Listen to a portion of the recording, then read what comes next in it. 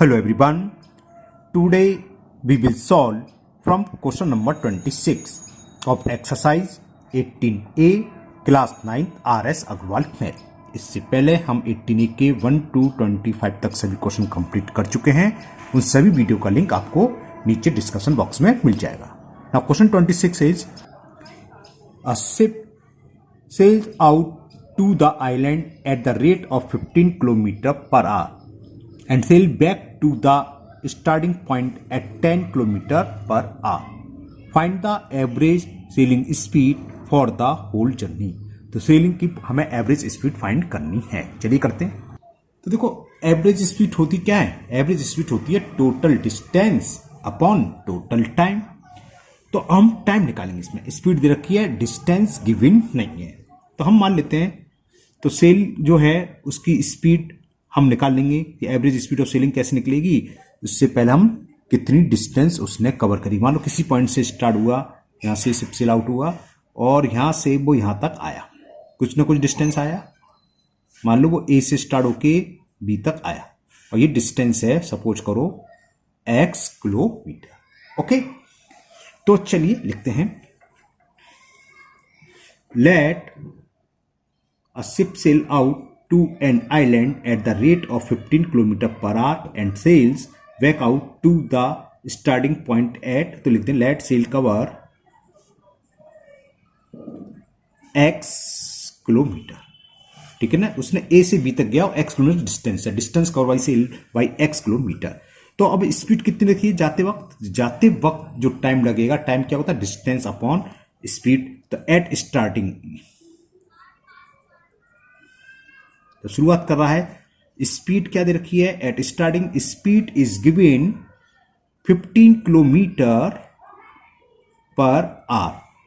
तो ए से बी तक जाने में कुल कितना टाइम लगेगा? टाइम कितना लगेगा? Time to cover distance x kilometre. Time क्या होता है? Distance upon speed 15 hour. ये तो जाने में समझ आएगा। अब जब रिटर्न हो रहा है, जब बैक हो रहा है, तो एट बैक, अब ए से बी तक आया तो यहां से वापिस होगा ए तक ही आएगा। तो कितनी डिस्टेंस रहेगी? वही रहेगी जितनी डिस्टेंस वो चल कर आया। तो वापसी में भी उसको एक्स डिस्टेंस कवर करनी है। तो वापसी में कितना टाइम लगेगा? रिटर्न हो रहा है तो time taking to return, time taking to return, return में कितना टाइम लगा? डिस्टेंस तो एक्स ही है अपॉन स्पीड, स्पीड चेंज है। कितनी है ये मैं आपको बताता हूं। 26 में कह रहा है starting at point 10 kilometre per hour. हाँ, back to the starting point, जब वापिस आया तो 10 किलोमीटर पर आवर से आया, तो इतना हो गया, इतने आवर्स। तो कुल कितना समय लगा? इतने किलोमीटर जाने में, इतने किलोमीटर आने में, टोटल समय ये हो जाएगा। दोनों को ऐड कर देंगे। और कुल कितनी डिस्टेंस कवर करी जरा देखें। ए से बी तक गया x किलोमीटर और बी से ए तक आया, तब भी वो x किलोमीटर आया। तो x प्लस x 2x। तो एवरेज स्पीड पूछी थी, तो एवरेज स्पीड कितनी हो गई? एवरेज स्पीड होती है total distance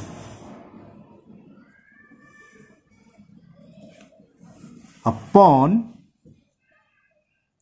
total time. Total distance जाने में x किलोमीटर, आने में x किलोमीटर है ना, ये हो गया 2x हो जाएगा प्लस करके। टाइम जाने में लग रहा है इसको x अपॉन 15 आवर और आने में लग रहा है x अपॉन 10 आवर। ये रहा। आप अलग से भी लिख सकते हो, टोटल टाइम अलग से इन दोनों को ऐड कर लो या डायरेक्ट निकाल लो। तो कितना हो गया? x 2x, ठीक है ना, अपॉन में 15 और 10 का एलसीएम 30 आएगा। 15 का डिवाइड 30 में 2 टाइम्स, तो 2 इंटू एक्स 2x हो गया। 10 का डिवाइड 30 में 3 टाइम्स, 3 इंटू एक्स 3x हो गया। ये 30 ऊपर चला जाएगा तो कितना हो गया? 2x into 30 upon 2x plus 3x 5x। x से ये x कैंसिल, 5 से 6 और कैंसिल, 6 2 जा 12। तो 12 किलोमीटर पर आवर इसकी हो गई average speed. Okay, it is the answer of question number 26। Now next question number 27। And the question 27 is there are 50 students in a class of which 40 are boys। यानी कि girls कितनी? 50 में से 40 separate करके 10 girls हो गई है ना। The average weight of the class is 44 kg, यानी कि 50 स्टूडेंट्स का कुल एवरेज वेट है 44 kg। तो अगर टोटल वेट की बात करें, टोटल वेट कैसे निकालते हैं, number of students into average weight, इन दोनों का मल्टीपल कर देंगे तो 50 स्टूडेंट्स का वेट हो जाएगा वो, है ना। चलिए आगे पढ़ते हैं। And that of the girls is 40 kg, यानी कि लड़कियों का, जो गर्ल्स हैं उनका एवरेज वेट देखा 40 kg। तो find the average weight of the boys, तो हमें बताना है जो बॉयज है उनका एवरेज वेट क्या होगा। तो क्वेश्चन क्या है, 50 स्टूडेंट्स में इसमें 40 बॉयज हैं, टोटल क्लास का एवरेज वेट 48, तो टोटल क्लास का वेट क्या होगा, यानी कि वेट ऑफ 50 स्टूडेंट्स क्या होगा, इन दोनों का मल्टीपल कर दें। अब average weight of girls they रखा है 40 kg, तो हमें नंबर ऑफ गर्ल्स मालूम होनी चाहिए, वो कैसे निकलेगी, टोटल स्टूडेंट्स में से नंबर ऑफ बॉयज को हम सेपरेट कर देंगे तो नंबर ऑफ गर्ल्स निकलेगी। तो नंबर ऑफ गर्ल्स भी मालूम है, नंबर ऑफ इनका एवरेज वेट भी मालूम है गर्ल्स का, तो टोटल वेट ऑफ गर्ल्स भी मालूम पड़ जाएगा। कुल क्लास का बच्चों का जितना ही वेट है उसमें से अगर हम गर्ल्स के वेट को माइनस कर देंगे तो क्या बचेगा, जो बॉयज है उनका वेट बचेगा, है ना। चलिए पहले वहां करते हैं, वहीं समझ में आएगा, ऐसे ओरल ज़्यादा समझ में नहीं आएगा। चलिए करते हैं वहां पर। तो नंबर ऑफ स्टूडेंट्स शॉर्ट्स में इतना ही लिख लो, इतने से काम हो जाएगा। नंबर ऑफ स्टूडेंट्स दे रखे 50, number of students is 40, sorry 40 नहीं 50 है ना, इसे कर देता हूं, गलत लिख दिया, 50 है, टोटल स्टूडेंट्स 50 हैं।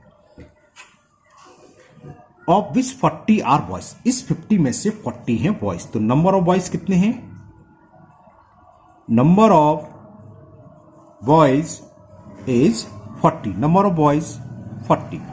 अब क्लास में क्या होता है, स्टूडेंट्स क्या होते हैं, बॉयज या गर्ल्स, हमें पता चला टोटल 50 स्टूडेंट्स हैं, उसमें से 40 तो हैं बॉयज, तो गर्ल्स कितनी होगी, टोटल स्टूडेंट में से बॉयज को माइनस कर दें यानी कि 10 बचेंगी, तो नंबर ऑफ गर्ल्स यहां से निकल आएगी। हमें ये पता चल गया कि उस क्लास में गर्ल्स कितनी हैं, तो number of girls is total students minus boys, 10 girls आ गए। ओके, अब हमें एवरेज वेट दे रखा है किसका, क्लास का, क्लास से मतलब 50 स्टूडेंट्स का, तो average weight of class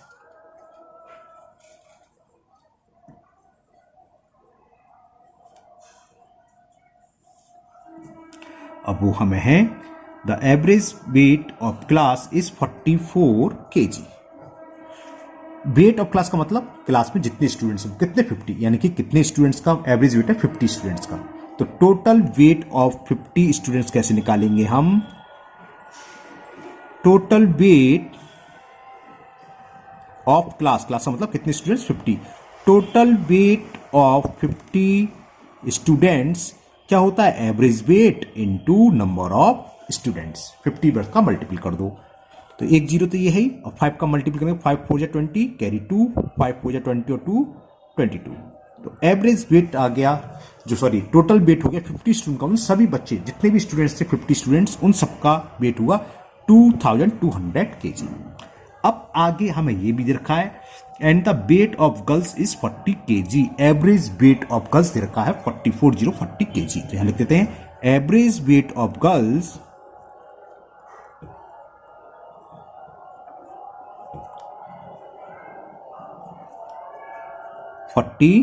kg। अब गर्ल्स कितनी हमारे पास, नंबर ऑफ गर्ल्स हैं 10, तो गर्ल्स का टोटल वेट क्या होगा, वही average weight into number of girls, तो 40 इंटू 10 कर देंगे, तो टोटल वेट ऑफ गर्ल्स जितनी भी उन सबका टोटल वेट कितना है वो निकाल लेते हैं। टोटल वेट ऑफ गर्ल्स क्या होता है, average weight into number of girls कितनी है 10, तो ये आ गया 400 kg।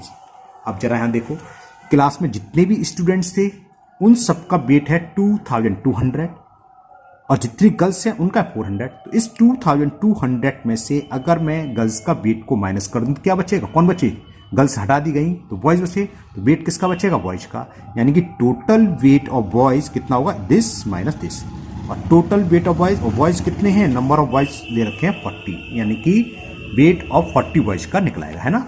चलिए करते हैं, तो टोटल वेट ऑफ बॉयज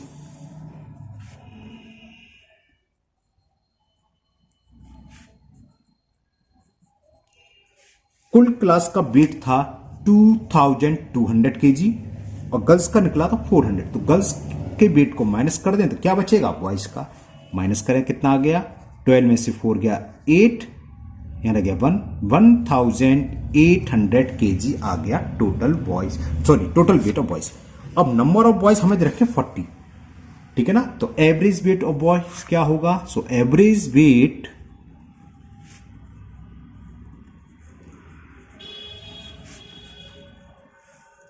वो होता है टोटल वेट ऑफ बॉयज, वो कितने 1800, और नंबर ऑफ बॉयज वो है 40। 0 से 0 कैंसिल, 4 1 जा 4, 4 4 जा 16, 4 5 जा, तो ये आ गया 45 kg।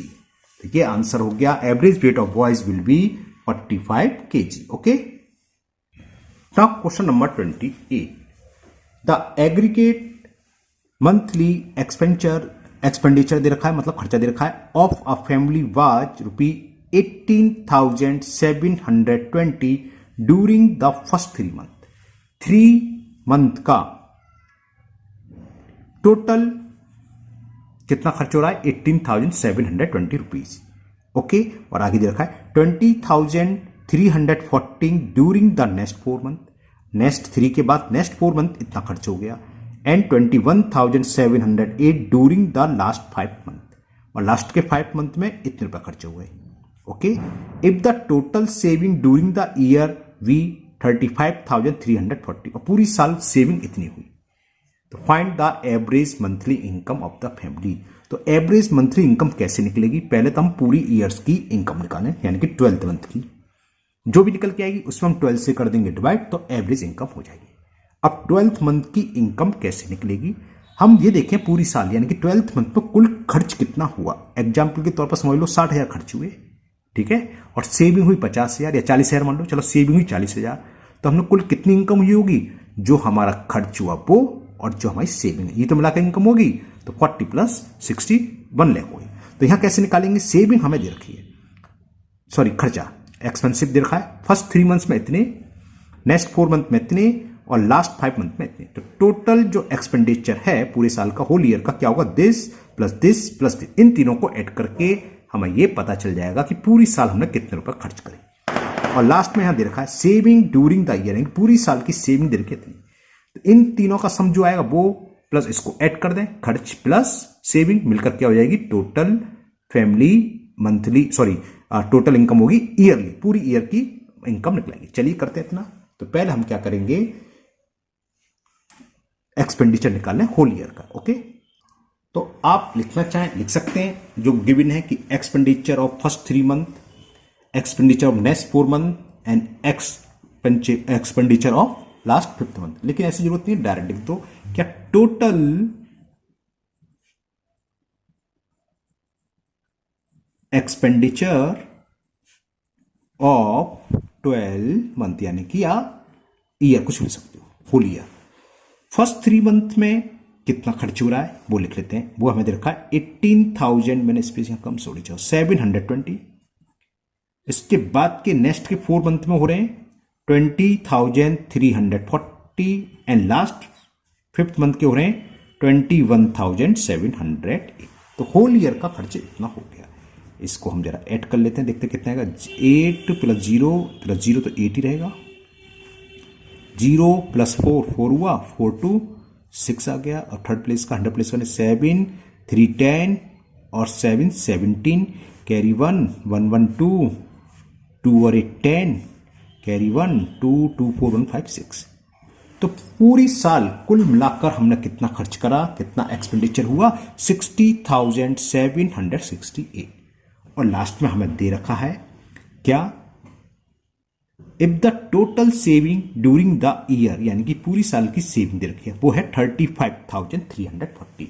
तो लिखो सेविंग ऑफ होल ईयर या सेविंग ऑफ 12th मंथ लिखा, तो यहां भी 12th मंथ लिख लो, ऑफ 12th मंथ, इस 12th मंथ में कितनी सेविंग करी है वो भी हमें गिवन है, 35,340 रुपीज। ओके, तो फैमिली की इनकम क्या होगी, एनुअल इनकम क्या होगी, एनुअल एक्सपेंडिचर जितना खर्च हो रहा है प्लस एनुअल सेविंग। तो annual income of family, annual income को ऐसे लिख देते हैं, चलिए, इनकम ऑफ फैमिली वो क्या होगी, टोटल एक्सपेंडिचर वो है 60,768 प्लस सेविंग 35,340। ऐड करें 8 प्लस 0 8 ही होगा। 6 प्लस 4 10 कैरी 1, 3 प्लस 7 10 और 1 11, फिर कैरी 1 5 और 0 5 और 1 6 6 3 9। तो ये हमारे पास निकलाई उस फैमिली की एनुअल इनकम। पूछी है एवरेज या मंथली इनकम पूछी है, find the average monthly income. तो एवरेज मंथली इनकम कैसे निकलाएंगे? Total income of whole year यानी 12 मंथ की divided by number of month यानी कि 12। ओके, तो average annual income monthly, average monthly income क्या होगी? टोटल इनकम कितनी है? 96,108 अपॉन नंबर ऑफ मंथ्स। एक ईयर में कितने मंथ्स सब जानते हैं, 12। डिवाइडेड कर देंगे 12 से। तो जब हम डिवाइड करेंगे तो कितना होगा? 12 8 जा 96, 0 बचा, 1 बन जाएगा, 0 बन जाएगा, ना जाने की 0 ना जाने की 8 और 12 9 जा।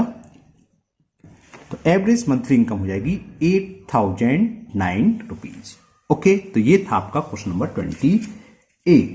देखें करीब 28 का आंसर चेक करते हैं।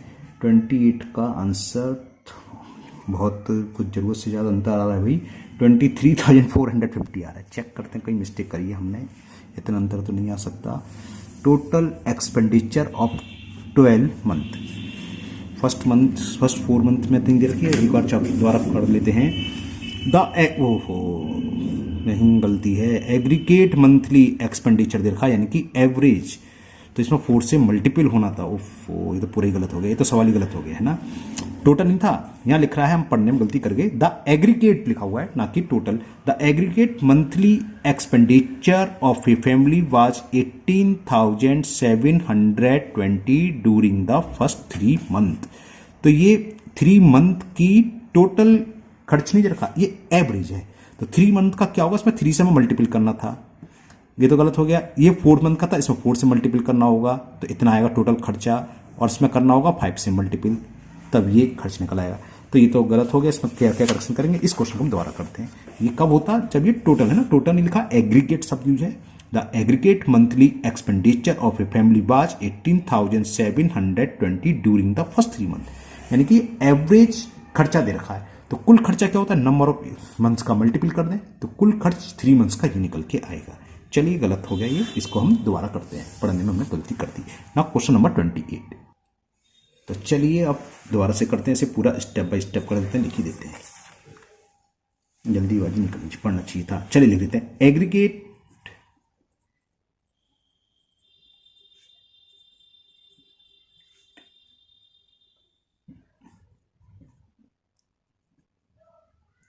मंथली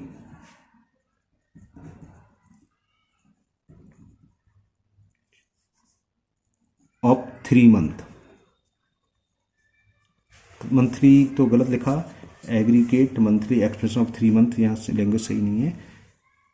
चलिए, हमें ये लिखना था टोटल एक्सपेंडिचर ऑफ 3 मंथ, ये भी लैंग्वेज अच्छी नहीं है ना, तो लैंग्वेज अच्छी लिखें, सही लिखें। ये लिखो टोटल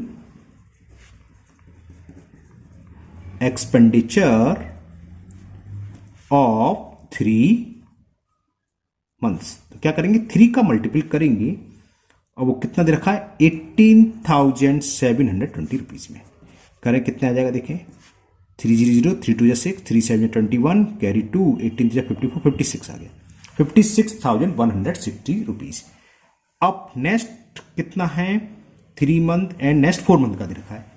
टोटल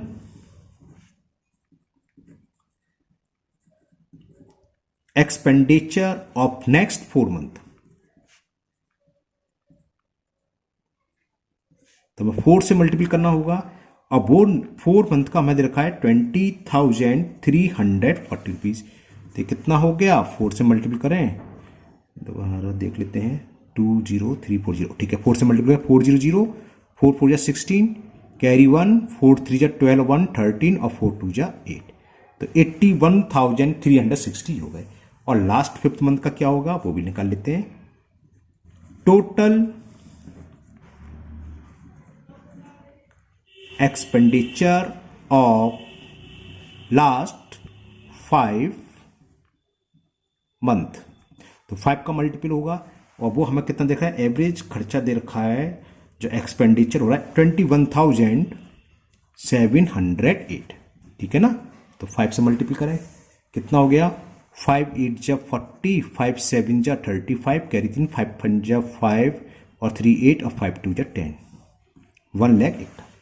तो 4 ईयर का अब खर्च कितना हुआ, this plus this plus this, ये होगा, है ना। तो टोटल एक्सपेंडिचर ऑफ 12 मंथ्स, क्या करें, सबको तीनों को ऐड कर देते हैं। 56,160 ये रहे शुरू के 3 मंथ्स का, नेक्स्ट 4 मंथ का 81,360 प्लस 1,08,540, कितना हुआ, ऐड करें, 0 प्लस 0 प्लस 0 0 ही आएगा। ओके दिखेगा इधर, ठीक है ना।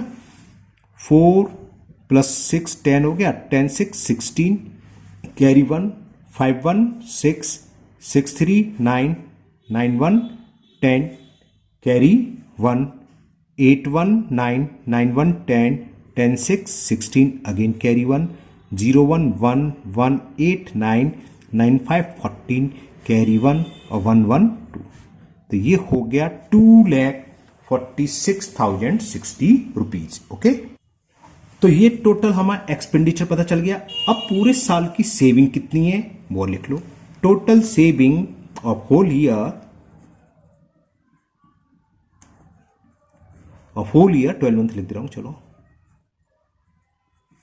वो हमें कितनी दे रखी थी, 35,340 rupees.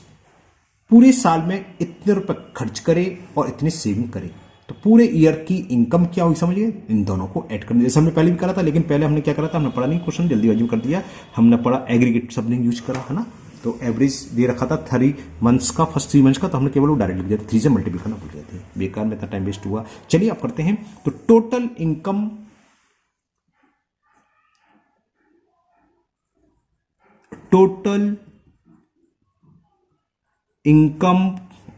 of 12 month, find the average monthly income of the family। तो टोटल फैमिली इनकम ऐसे लिखो, total family income of 12 months कैसे निकलेगी। टोटल जो खर्च हो रहा है वो हो रहा है 2,46,060 रुपीज, प्लस कुल सेविंग हुई है पूरी साल में 35,340। इन दोनों को ऐड कर दें, 0 प्लस 0 0 रहेगा, 6 4 10 का 0, कैरी 1 3 0 3 और 1 4 और 6 5 11, कैरी 1 3 4 7 1 8 और ये 2,81,400 रुपीज। ये क्या है, 12 मंथ की इनकम। तो एवरेज मंथली इनकम क्या होगी, total income divided by number of months. तो एवरेज मंथली इनकम, ठीक है ना, average monthly income of family क्या होगी, टोटल इनकम वो हमें दे रखी है 2,81,400 अपॉन नंबर ऑफ मंथ्स यानी कि 12 से तो डायरेक्ट कर जाना चाहिए, 12 2 जा 24 है ना, फिर क्या बचेगा 4 4 1 41, 12 3 जा 36, 5 बचेगा 5 4 54, फिर चलो 4 से काट दे रहे हैं, 12 से कटेगा तो यह सवाल है, 4 से काट दिया मैंने पहले, 4 3 जा 12, किससे काट रहे हैं हम, 4 से, तो 4 7 जा 28, 28 से 28 0 उतारेंगे 1 है ना, तो 1 हो गया, ना जाने की 0 से बोलते हैं तो एक 0 आएगा, फिर 4 उतारेंगे 1 4 14 हो गया, 12 3 जा, ओहो 4 से कटा, 4 3 जा 12 और 2 बचा, 2 का मतलब 20 और 4 5 जो 20, ये हो गया क्लियर। अब 3 से डिवाइड करें इसे, तो 3 1 जा 3, 5 3 8 7 15, 3 से कटेगा, 3 2 जा 6, कैरी 1 1 0 10, 3 3 जा 9, फिर कैरी 1 13, 3 4 जा 12, फिर कैरी 1 15, 3 5 जा, ये आ गया। तो एवरेज मंथली इनकम होगी 23,450 रुपीज, है ना। चेक कर लेता हूँ, कैलकुलेशन ज़्यादा थी, पहले हमने चेक करा था, अब ध्यान नहीं कितना है। क्वेश्चन नंबर क्या है? 28। Question number 28, 23,450। ओके, तो आज के वीडियो में हम इतने ही क्वेश्चन लेते रहे 28 तक, एक और हो जाता लेकिन ये क्वेश्चन थोड़ा गलत हो गया, दोबारा में टाइम वेस्ट हो गया। तो आज के वीडियो तक नहीं रहने देंगे। मुझे उम्मीद है ये सभी क्वेश्चन आज के आपको बहुत अच्छे से समझ में आ गए होंगे। फिर भी अगर आपको किसी क्वेश्चन में कोई डाउट है तो आप कमेंट बॉक्स में कमेंट करें, मैं इसको दूर करने की पूरी कोशिश करूंगा। अगर पहली बार चैनल पर आए हैं तो चैनल को सब्सक्राइब करना ना भूलें, साथ ही साथ बेल आइकन जरूर प्रेस करें, जिससे आगे जो भी वीडियो अपलोड होगी उसका नोटिफिकेशन आपको मिल जाएगा और वो वीडियो आपकी मिस नहीं होगी। इस वीडियो को अपने दोस्तों को भी शेयर करें, जिससे कि वो भी इसका फायदा उठा सकें। फिर मिलते हैं नेक्स्ट वीडियो में। Thank you, have a nice day.